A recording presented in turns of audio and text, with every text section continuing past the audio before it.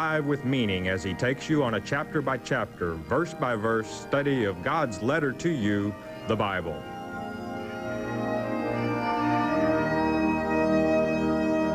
And now here is Pastor Arnold Murray. Good day to you. God bless you. Say, welcome to the Shepherd's Chapel. Welcome to this family Bible study hour. Ready to get back into our Father's Word? You know, the Word is precious because as it is written, so it is. And a person always has a choice. You can either please our Father or displease Him. And as we've learned through these kings, and we're just about to run out of kings here and get right down to the King of Kings and Lord of Lords, in as much as here we are going to finish the 23rd and probably do the 24th chapter. One chapter to go, and then we'll be doing a cruise in the New Testament again. But it's obvious that man has great difficulty in pleasing our Father. Even in Josiah, the king we just completed in the last lecture, he really tried to do everything right. But right up at the end, he crosses our Father, and it brings about his death. So it's always better to please our Father than it is to displease Him.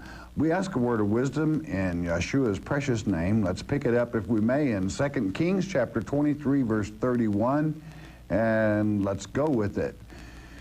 Jehoahaz was 23 years old when he began to reign. Remember, this is the king of Judah. Israel has already gone into captivity. And he reigned 3 months in Jerusalem, and his mother's name was Hamuchel, the daughter of Jeremiah of Libnah. Now, that's not Jeremiah the prophet, all right, as you well know. Verse 32. And he did that which was evil in the sight of the Lord, according to all that his fathers had done.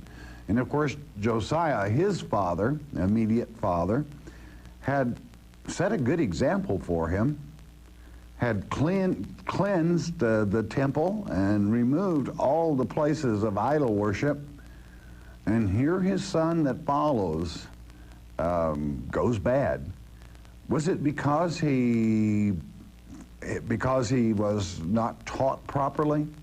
Was Josiah so busy with his affairs that he forgot to teach? Well, I doubt that, but and the mother, apparently she had done her best.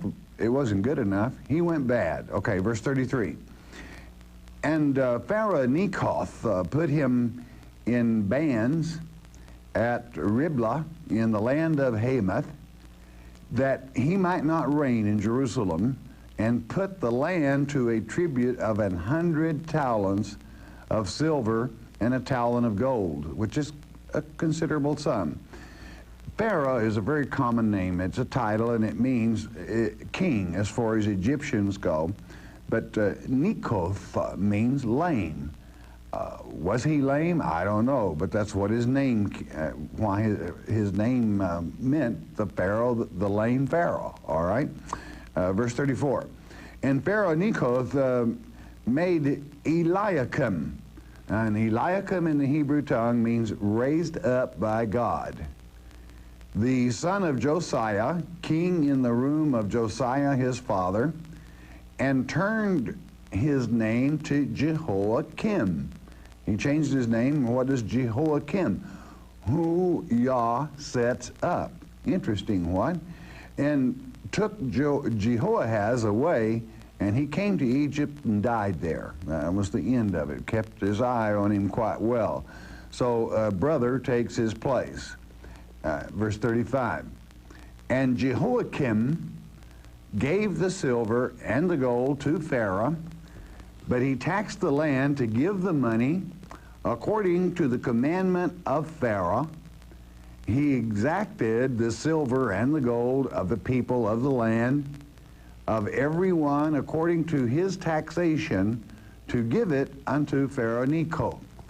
Now, this will be the last time that we can truly say that the house of Judah, before it goes into captivity, had a real blessed moment from our Father, because we've come to that time when God swore that he would not forgive and that he would punish them.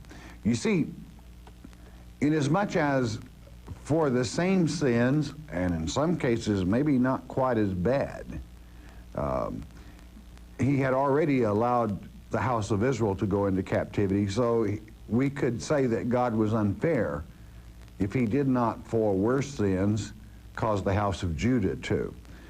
To go into captivity is to be corrected and chastised by Almighty God. And as children of God, and a Father that loves us, he's going to chastise us if we disobey, if we're not obedient, especially if you happen to fall in the election where he expects more from you. Verse 36. Jehoiakim was 25 years old when he began to reign, and he reigned 11 years in Jerusalem. And his mother's name was Zebudah, and the daughter of Pedaiah and of Rumah. Rumah, of course, means high, and Zebediah means bestowed in a good way, of course. Pedaiah, whom Yah redeems. So we've got some nice names here. Let's see how they do. Verse 37. And he did that which was evil in the sight of the Lord, according to all that his fathers had done. So Jehoiakim, of course, would go into captivity, and we begin the reign of kings, Jehoiakim and Jehoiakim, C-I-N instead of K-I-M. His son will reign, and this basically will be up to Zedekiah, and then that's about it, all right? The kingship will be, the entire nation would go into captivity. I mean, we're that close. So as we pick it up then with chapter 24, next to the last chapter in the books of Kings, we enter not Pharaoh, but the king of Babylon. And I need to say just a word that you must remember again, that these are types. You've read concerning the king of Babylon in the New Testament, especially in the book of Revelation.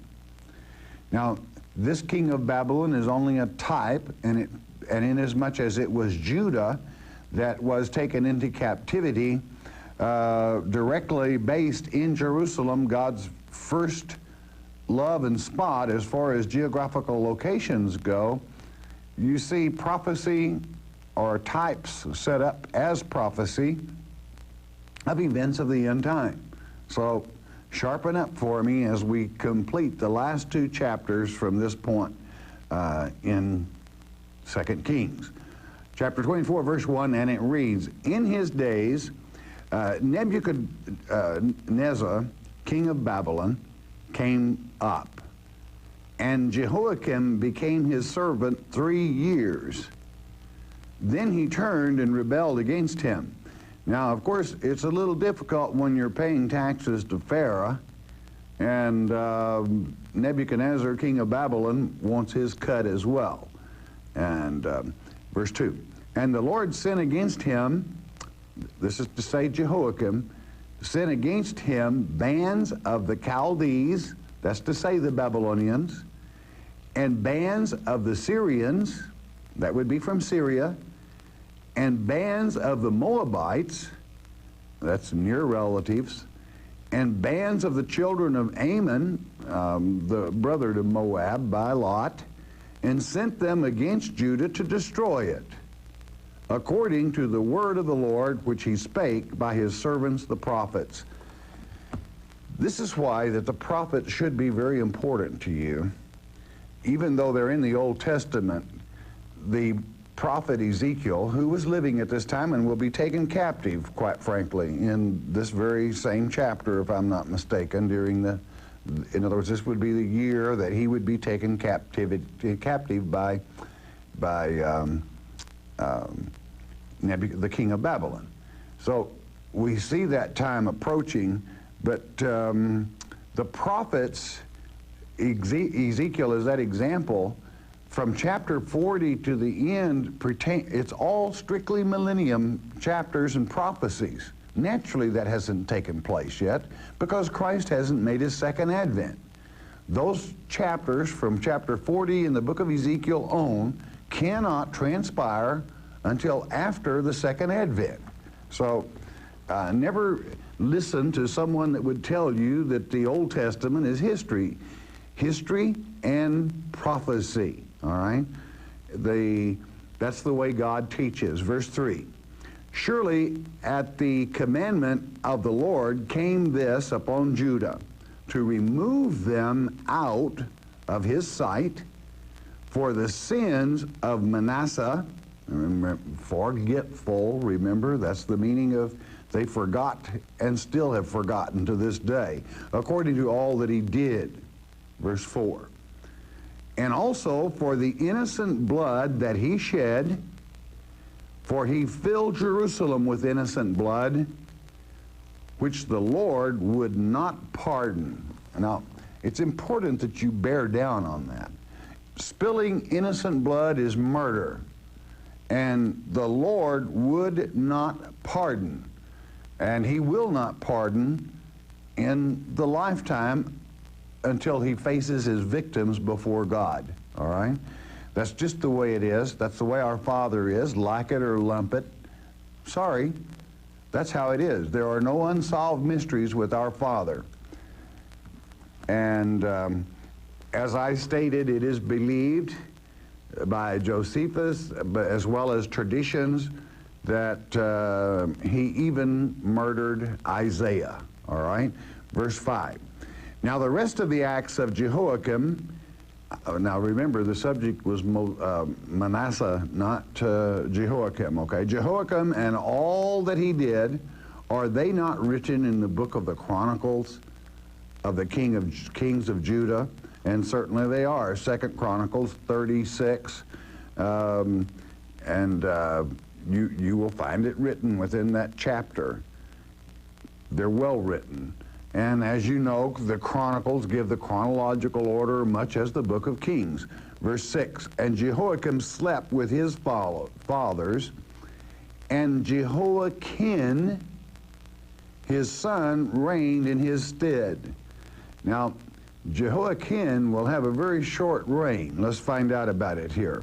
Verse 7, and the king of Egypt came not again any more out of his land, for the king of Babylon had taken from the river of Egypt, that's from the Nile, unto the river Euphrates, that's the border between Israel and Babylon, all that pertained to the king of Egypt. In other words, the siege upon Jerusalem, the first having taken place, and now we're ready for the second siege, or it will take place. There will be 3 sieges basically against Jerusalem, and before the king of Babylon finally just really gives up on it. He tries to leave caretakers, kings, so to speak, subservient, to manage it. They never seem to get along too good, okay? Verse 8. And Jehoiakim was 18 years old when he began to reign, and he reigned in Jerusalem 3 months, and his mother's name was Nehushta. Nehushta means brass, so you can say what you like of her name. Was it because of her complexion or what? The daughter of Elnathan of Jerusalem. Of course, you know Nathan means given. We had that in just a lecture or so back, and El, of course, is God. God has given was his name. Verse 9. And he did that which was evil in the sight of the Lord, according to all that his father had done. Now, in one of the prophets, Jehoiakim is said to be only 8 years old. The 18 is accurate, and you with companion Bibles that are interested in making the study, I think in your footnotes it will advise you. Verse 10. At that time, the servants of Nebuchadnezzar, king of Babylon, came up against Jerusalem, and the city was besieged. In other words, he took it over. 11. And Nebuchadnezzar, king of Babylon, came against the city, and his servants did besiege it. It wasn't a tough take this time. Know why? Verse 12. And Jehoiakim, the king of Judah, went out to the king of Babylon, he and his mother, and his servants, and his princes, and his officers, and the king of Babylon took him in the 8th year of his reign. Now, that would sound contradictory inasmuch as 3 months was mentioned, but this is reckoned from the first time his father trusted him with regal or royal authority, all right? So there's nothing wrong with the scripture. It is accurate. Interesting, yes, he simply gave up. There was no fight to it. And he and his mother go into captivity, verse 13. And he carried out thence all the treasures of the house of the Lord and the treasures of the king's house, and cut in pieces all the vessels of gold which Solomon king of Israel had made in the temple of the Lord, as the Lord had said. And I don't want you to overlook that statement, as the Lord had said, because Almighty God, during that reign, when Manasseh showed off all of his pretties to the ambassador from Babylon, said, hey, you're going to lose, the prophet told him, said, you're going to lose all of it. It was Isaiah told him. You're going to lose it. God is going to clean the whole house. This may be in part why Isaiah was slain by this one in later times. But God keeps his word. That's my point. That's why you can count on God's word. That's why God's word is a study tool that improves your life here today by knowing the prophecies, the types set forth. You may not be aware of it, but some of these sieges of Jerusalem are already taking place in your lifetime. That is to say, for which the types were set up for. Did you know that? Well, it's true. And since the year of 1948, quite frankly, there have been 3 sieges. From the rulers that now rule or have ruled the land of Babylon. Interesting, yes, types, but they came to pass exactly as it's written as far as the types are concerned. So it's up to you as to whether or not you grow and improve your lot by loving your Father, but most of all by learning what's happening in this world and understanding it. That's how you acquire peace of mind. Okay. Next verse, verse 14. And he carried away all Jerusalem and all the princes and all the mighty men of valor. This means soldiers. Took everything that gives it the ability to fight, even 10,000 captives, and all the craftsmen and smiths.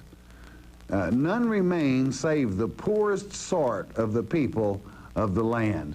In other words, leaving only those that would maintain the land, that could not fight, were not trained as soldiers, and poor in that sense.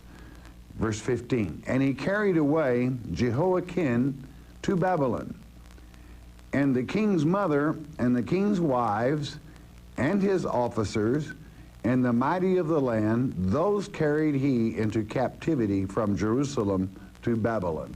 So, basically, we can say here that that Judah he's held captive. Now, at the same time, I must say on behalf of our father that Nebo is the god of learning, all right, to the heathen. And Nebuchadnezzar was a great scholar in his own right of heathenistic ways. He had great schools and libraries, even as we have found in the last 2 generations or so, the tablets of his library, which we would say the books.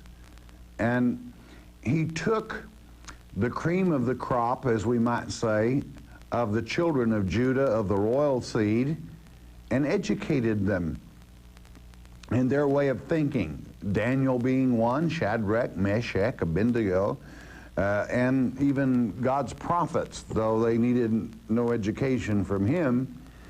He protected them, is what I'm trying to say, even while they were in captivity, and did right by them pretty well. He had a son or two that didn't do so right by them, but the captivity did not mean death immediately as long as you obeyed that king of Babylon. That's kind of the way it is in any land. As long as you obey the laws of the land that you're in, the nation will pretty well protect you.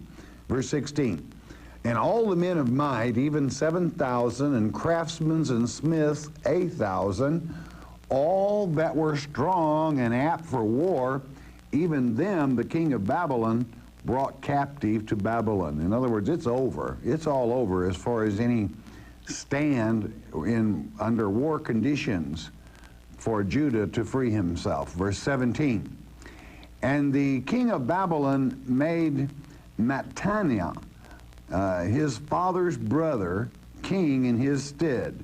Mattaniah meaning the gift of Yah as well, and changed his name to Zedekiah, meaning the justice of Yah.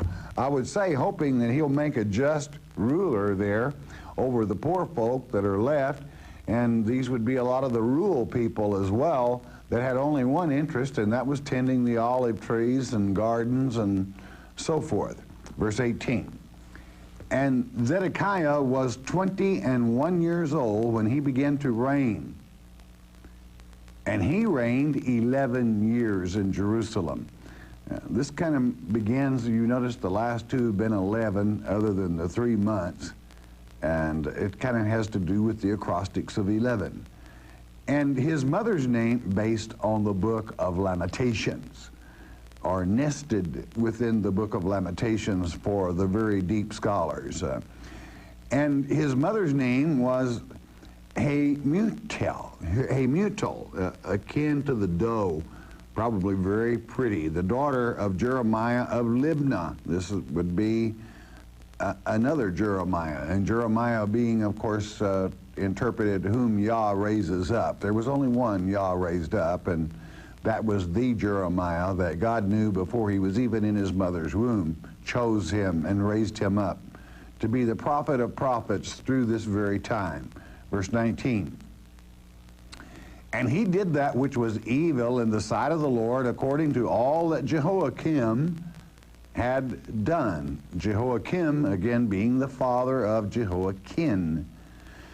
So here we go. What is new under the sun? That it would seem here that he didn't really have that much left in hand to work with, and it would not have mattered if at least he had been in the favor of God, but he rebelled against even God. And let me tell you something, you can't get away with that. Our Father knows your mind, your thoughts, even before and as you're thinking them. You can't hide anything from him. It's just better to get along with him. Verse 20. For through the anger of the Lord it came to pass in Jerusalem and Judah, until he had cast them out from his presence, that Zedekiah rebelled against the king of Babylon. Now this will be his last mistake, and he will die one of the most horrible deaths, even down to his children, because the king of Babylon has every intention of putting a stop to his seed. When he takes from this rebellion, the first thing he will do is kill all of his children right in front of him, and then blind him so that that's the last thing he ever sees. As he rebels and then tries to run like a rabbit, you can tell what kind of person he is because he tried to desert even in the fight, or before the fight, I should say, because there wasn't anything there really a great deal to fight over. So we come down to the last king, Zedekiah. Not much of a king, and as we will find out. Then we begin the final chapter of the great book of Kings, chapter 25, and verse 1, Zedekiah has the helm. Verse 1, and it came to pass in the 9th year of his reign, in the 10th month, and in the 10th day of the month, that Nebuchadnezzar, king of Babylon, came, he and all his host against Jerusalem. Really, they didn't have a chance, all right? And pitched against it, and they built forts against it round about. Zedekiah probably got pretty cocky with what he had to work with, you know, and it was probably all talk, though, because listen, verse 2, and the city was besieged unto the 11th year of King Zedekiah. And, of course, it would seem that basically it was a standoff that for the 9th year and the 10th month, and they go until the 11th year, which wouldn't have been all that long, but probably just to starve them out. That's pretty easy to do when you live inside a walled city. Verse 3. And on the 9th day of the 4th month, the famine prevailed in the city, and there was no bread for the people of the land. And the famine working, the siege simply starving them. Verse 4. And the city was broken up, and all the men of war fled by night by the way of the gate between two walls, which is by the king's garden. Why? Because the king was the first one out, no doubt. And he slipped out through a hole in the wall, and he was making time. He was running. He was running for his life. Now the Chaldees were against the city round about. I mean, they had it pretty well surrounded. And the king went the way toward the plain. And of course, he's running for his life. He won't get very far. They'll catch him there. There's better reports of this, but we're going to let it suffice for the time being without making even any cross-reference. Verse 5. And the army of the Chaldees pursued after the king and overtook him in the plains of Jericho. And all his army were scattered from him. I mean, he's just about all alone. Strange, the great things of our people that happened at Jericho and the walls of Jericho, the great thing and relationship that we had with our Father, and it comes to this. Comes down to the last king, a miserable wretch, fleeing in the night, running for his life. And I hope you notice something. Not one time did he turn to God and pray for our people. Not one time did this miserable wretch get on his knees before Almighty God and say, help me. Not one time for his own sake, much less the people he should have been praying for, that he was responsible to lead. That's what a king is supposed to do, is to love the people, lead them, and help them prosper. And I hope you remember the last two. They didn't ask God, Jehoiakim, Jehoiakim. They didn't send for a prophet. And so they are miserable wretches indeed. I hope in your life that you can learn a lesson from these people, that in your life, when you begin something, talk to the Father about it. They should have, because here we have the King of Judah. In the plains, you know, plains are usually pretty level ground. There's not much of a place to hide or to find defense. He wasn't even smart enough to run in the right direction, so he wasn't too smart. He didn't think too much up here. A wise person thinks well enough in advance to talk to the Father about it, at least. it pleases the Father when that happens. But, and many might say, and I think I will make this point, many might say, well, it was Manasseh's sins that caused God to bring this to pass. He promised it because of, why would he make these people suffer because of Manasseh's sins? Because he knew pretty well what these people would do. One that was in the line after God made the promise. What happened to him? Josiah. When God told Josiah, he immediately began to work. He immediately began to destroy all the things that offend, especially after he found the book of God, which is to say the Bible, the Word of God. And that would not be the King James Version, incidentally, all right? It was the Pentateuch. And he began to follow it. Well, what did God do? Did God destroy him? No. God said, I promise you. He sent for the woman, there was the chief prophet at that time was a woman. And he sent for her. And God spoke through the woman prophet and said, you're going to have peace all the way up till the time that you sleep with your fathers, which means till you die. So what would have happened in as much as, let's take Zedekiah right here, who's this miserable wretch we have it in the desert. Do you think for a moment that if Zedekiah himself had changed and had been a good ruler, even though he didn't have much to rule over, and had prayed to the Father for help, that God would not have extended to the next king? Of course he would have, just as he did in Josiah's case. In other words, my point is, they're getting what they deserve. A person that is not intelligent enough to know that God created all things and that everyone, we are all his children, to turn to him and thank him when good things happen, his blessings, but especially when you need a blessing and when you need his help, to be intelligent enough to turn to him and ask for it, that is to say, to know where to go.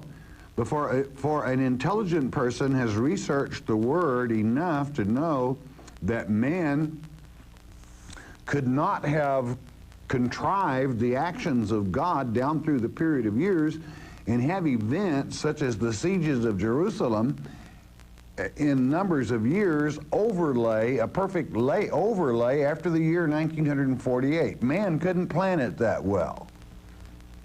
And an intelligent person can grasp that and get right onto it to know, hey, we can count on this Word.